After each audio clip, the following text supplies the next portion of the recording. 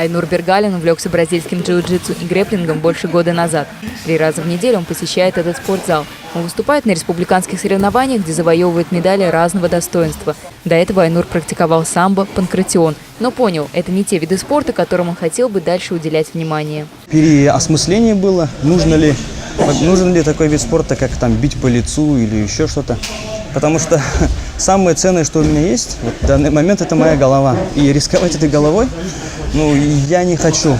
Поэтому я выбрал иной подход к победе, это как борьба. Самые эффективные, самые разнообразные, самые логичные, прям как шахматы, это бразильское джиу-джитсу. Айнуру 28 лет. Его коллеги считают, что он перспективный спортсмен. И от турнира к турниру его успехи только растут. И этот прогресс как в джиу-джитсу, так и в грэпплинге видят многие. С того момента, как он перешел в нашу команду, сразу пошел результат спортивный. То есть сначала он стал вторым на Кубке Республики по грэпплингу. В этот раз недавно он стал уже первым. То есть провел 3 схватки с достаточно опытными соперниками.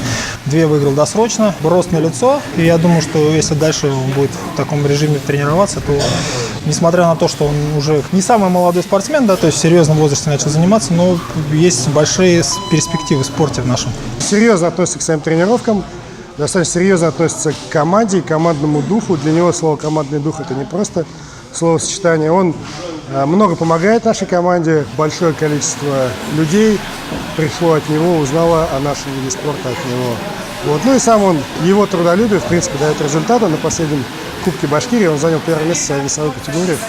Айнур не только спортсмен, но и бизнесмен. Совсем недавно его выбрали представителем Ассоциации предпринимателей мусульман России от Башкортостана.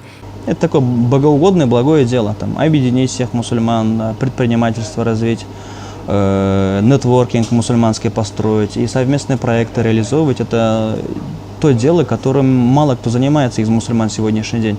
Поэтому для меня это стало таким очень актуальным и важным. Айнур объединяет вокруг себя местных бизнесменов. Каждые 2 недели предприниматели встречаются на бизнес-завтраках, где обсуждают насущные вопросы, дальнейшие планы и сотрудничество между компаниями. На сегодняшний день в ассоциации уже более 100 руководителей бизнеса. В любой профессиональной сфере необходимо объединение. Предприниматели, как самоорганизованные люди, казалось бы, сами для себя, не имеют четкой структуры объединения организации, который дает преимущество. Какие они дают преимущества? Это можно делегирование каких-то полномочий отдельной структуре. То есть это и какая-то поддержка, финансовая поддержка, решение каких-то ситуаций, вопросов, и прочего. Интерес Айнура – это не только бизнес и спорт. Он учился в Египте в университете Аль-Асхар. Сегодня он занят строительством Дома Аллаха. В одном из районов Уфы вместе с соратниками Бергалин заложил фундамент под мечеть Фатхислам. Алина Таюпова, Альфия Альясова, канал Алиф, Башкортостан.